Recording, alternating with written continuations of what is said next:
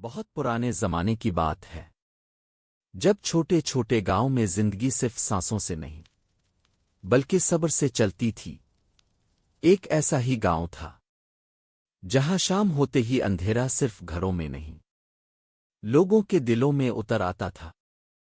اسی گاؤں کے کنارے ٹوٹی ہوئی دیواروں والا ایک چھوٹا سا گھر تھا جس میں ایک غریب لکڑہارا اپنی بیوی اور 2 بچوں کے ساتھ رہتا تھا۔ رات گہری ہو چکی تھی، ٹھنڈی ہوا دیواروں کی دراڑوں سے اندر آ رہی تھی اور اس گھر کے اندر ایسا سناٹا تھا جیسے ہر چیز تھک کر سو گئی ہو۔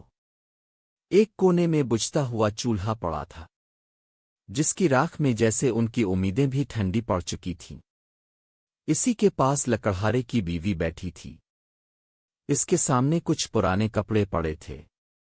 وہ سوئی میں دھاگا ڈالنے کی کوشش کر رہی تھی لیکن اس کی آنکھیں بار بار دھندلی ہو رہی تھیں کیونکہ وہ رو رہی تھی۔ پیچھے اس کی بیٹی چپ چاپ بیٹھی تھی، سر جھکا ہوا۔ اب وہ بڑی ہو چکی تھی، جب بھی وہ باہر نکلتی گاؤں کی عورتیں آہستہ سے کہتیں ابھی تک گھر پر بیٹھی ہے۔ یہ باتیں اس کی ماں کے دل میں تیر بن کر لگتی تھیں۔ رات کو جب سب سو جاتے ماں جاگتی رہتی، بیٹی کو سوتے ہوئے دیکھتی اور چپ چاپ روتی، اللہ میری بچی کا کیا ہوگا۔ وہ ابھی اپنے آپ سے باتیں کر ہی رہی تھی کہ اچانک دروازہ کھلا۔ لکڑہارا اندر آیا، کندھے جھکے ہوئے، کپڑے مٹی سے بھرے ہوئے اور ہاتھ کانپ رہے تھے جیسے اب کھڑا رہنا بھی مشکل ہو۔ بیوی نے جلدی سے آنسو پونچھے اور پوچھا آج کچھ ملا؟ لکڑہارے نے جیب میں ہاتھ ڈالا اور بس 3 سکے اس کی ہتھیلی پر رکھ دیے۔ کچھ دیر تک دونوں ان سکوں کو دیکھتے رہے، پھر بیوی کی آنکھوں سے آنسو ٹپک پڑے۔ 3 سکوں میں کیا ہوگا؟ لکڑہارا خاموش رہا۔ اس نے اپنی بیٹی کی طرف دیکھا، اس نے نظریں جھکا لیں۔ گھر میں کھانا کم تھا لیکن خاموشی زیادہ تھی۔ آدھی رات کو بیوی کی دھیمی آواز آئی، لوگ باتیں کرنے لگے ہیں، کہتے ہیں لڑکی گھر پر بیٹھی ہے۔ لکڑہارا آنکھیں بند کیے لیٹا تھا لیکن وہ سو نہیں رہا تھا۔ میں کیا کروں؟ اس نے آہستہ سے کہا۔ کوئی جواب نہیں آیا۔ دونوں جاگتے رہے اور دونوں کے دل میں ایک ہی ڈر تھا، بیٹی کی شادی۔ اگلی صبح سے لکڑہارے نے خود کو اور توڑنا شروع کر دیا۔ زیادہ لکڑیاں، زیادہ محنت، کم کھانا، بازار میں گھنٹوں بیٹھنا کہ شاید لکڑی بک جائے۔ ادھر ماں اور بیٹی لوگوں کے کپڑے سیتی رہے، انگلیاں چھل جاتی تھیں، آنکھیں لال ہو جاتی تھیں، لیکن ہر ٹانگ کا ایک دعا تھا کہ کچھ پیسے جمع ہو جائیں تاکہ بیٹی کی شادی ہو سکے۔ دھیرے دھیرے، کبھی 1، کبھی 2، کبھی بھوکے رہ کر انہوں نے کچھ سکے جمع کرنے شروع کیے۔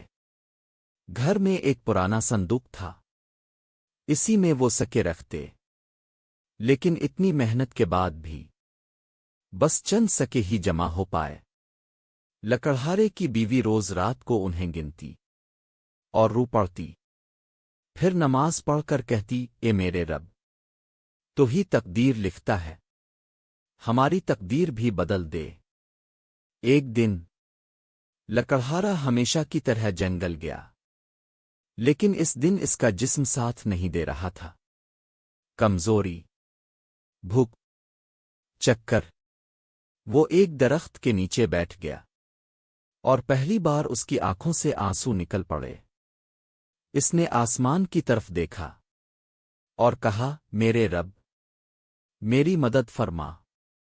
پھر اس نے اپنی کلہاڑی اٹھائی اور جیسے ہی درخت کی ایک شاخ پر ماری، ایک پرندے کا گھونسلہ نیچے گر پڑا۔ وہ گھبرا گیا، جلدی سے پاس گیا کہ کہیں کسی پرندے کو نقصان نہ ہو گیا ہو، لیکن گھونسلہ خالی تھا، بس اندر کچھ چمک رہا تھا۔ اس نے ہاتھ ڈال کر نکالا، تو ایک چمکتا ہوا سونے کا ہار اس کے ہاتھ میں تھا۔ اس کی آنکھیں حیرت سے پھیل گئیں۔ اس نے آسمان کی طرف دیکھا اور وہ ہار اپنی جیب میں رکھ لیا۔ اس دن وہ بازار نہیں گیا، سیدھا گھر آیا۔ اس کی بیوی اور بیٹی صحن میں بیٹھی کپڑے سی رہی تھیں۔ وہ جلدی جلدی اندر گیا، جیسے کوئی اس کا پیچھا کر رہا ہو۔ بیوی نے گھبرا کر پوچھا، کیا ہوا؟ اس نے کچھ نہیں کہا۔ کمرے میں گیا اور ہار صندوق میں رکھ دیا۔ پھر باہر آ کر وضو کیا اور سجدے میں گر گیا۔ اے میرے رب، تو واقعی رحم کرنے والا ہے۔ مجھے نہیں پتہ یہ کس کا ہے، لیکن تو جانتا ہے۔ رات کو جب بیوی نے پوچھا تو اس نے سب سچ بتا دیا۔ ہار دیکھ کر اس کی آنکھیں حیرت سے بھر گئیں۔ یہ تو بہت قیمتی ہے، وہ خوشی سے رو پڑی۔ اسے بیچ کر ہماری بیٹی کی شادی ہو جائے گی۔ لکڑہارے نے اسے سمجھایا، کسی سے ذکر مت کرنا۔ دن گزرتے گئے۔ اسی گاؤں میں ایک دن ایک فقیر آیا اور اس کے ساتھ اس کا چیلا بھی تھا۔ دونوں گاؤں کے باہر ایک درخت کے نیچے بیٹھتے اور اپنی عبادت میں مصروف رہتے۔ دھیرے دھیرے گاؤں میں ان کی چرچا شروع ہو گئی۔ لوگ کہنے لگے، یہ کوئی عام فقیر نہیں، یہ کسی سے کچھ مانگتے بھی نہیں، یہ شاید بہت پہنچے ہوئے ہیں۔ ایک دن گاؤں کا ایک مچھیرہ ان کے پاس اپنی پریشانی لے کر آیا۔ وہ بیٹھ کر اپنا حال سنانے لگا۔ فقیر نے کچھ دیر آنکھیں بند کیں، پھر آہستہ سے بولا، تیری پریشانی کی وجہ میں تیرے گھر جا کر ہی بتا سکتا ہوں۔ پھر وہ اپنے چیلے کے ساتھ مچھیرے کے گھر گیا۔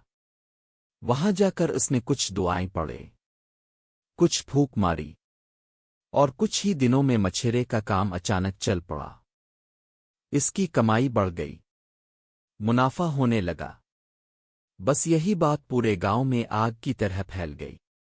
لوگ کہنے لگے، فقیر بابا بہت پہنچے ہوئے ہیں، جس کے گھر جاتے ہیں اس کی قسمت بدل دیتے ہیں۔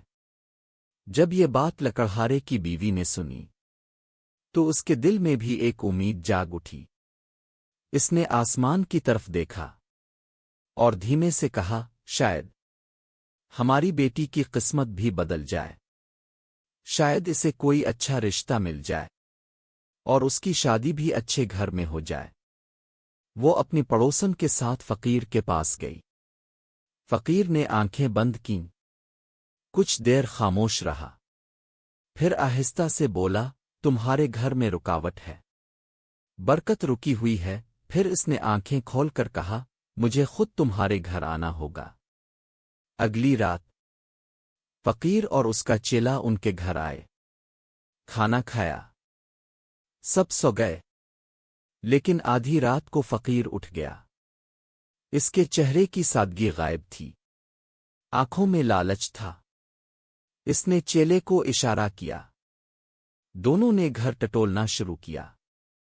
صندوق ملا، کھولا، پہلے تو کچھ سکے ہی نظر آئے۔ چیلا ہنسنے لگا، استاد یہاں تو کچھ نہیں۔ تبھی جیسے ہی صندوق الٹا کیا، وہ چمکتا ہوا ہار نیچے گر پڑا۔ دونوں کی آنکھیں چمک اٹھیں۔ یہی ہے اصل مال، انہیں نہیں معلوم تھا۔ دروازے کے پیچھے لکڑہارے کا بیٹا کھڑا سب دیکھ رہا تھا۔ اس کا دل زور زور سے دھڑک رہا تھا، لیکن اس بار وہ ڈرا نہیں۔